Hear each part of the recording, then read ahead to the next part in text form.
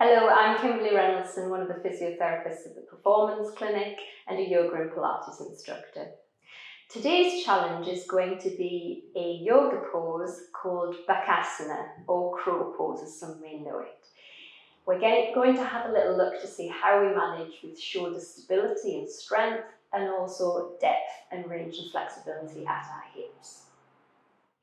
So before we do that, we want to make sure that we've kind of warmed up through the limbs and all the joints in the body are ready. And always never do anything that you're not comfortable with.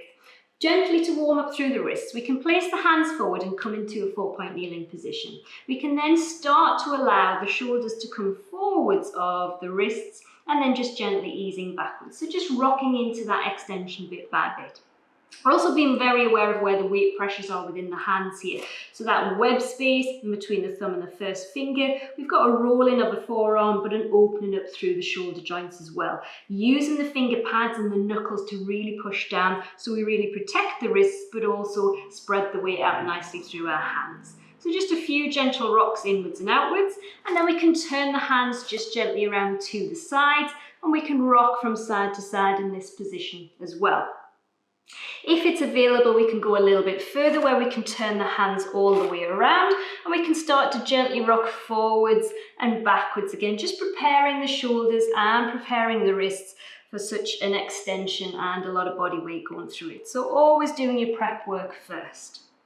And then within that as well, we want to make sure that our hips stay nice and open. So we can come into a wild leg child pose to start working into the hips to open them up.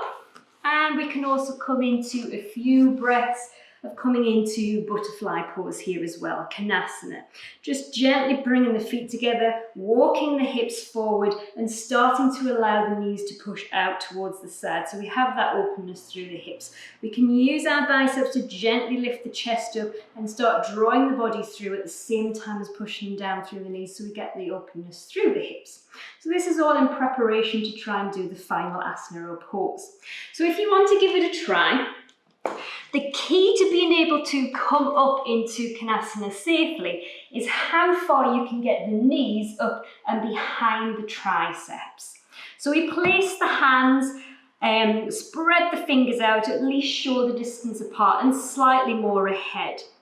Come up onto the tiptoes and find that nice squat position. Just have a little play about with this squat here as well. And then from here, pushing up onto the tiptoes, so we lift the hips high and we can start stacking the knees in behind the armpits and behind the triceps. So we use that ledge as a little bit of a shelf. Looking forwards to protect the head and the nose, we can then start to take weight into the hands and have a go at lifting one foot off and playing about with that.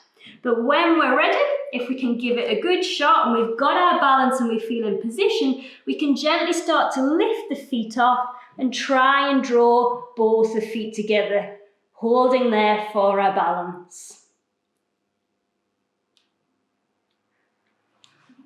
See how you go.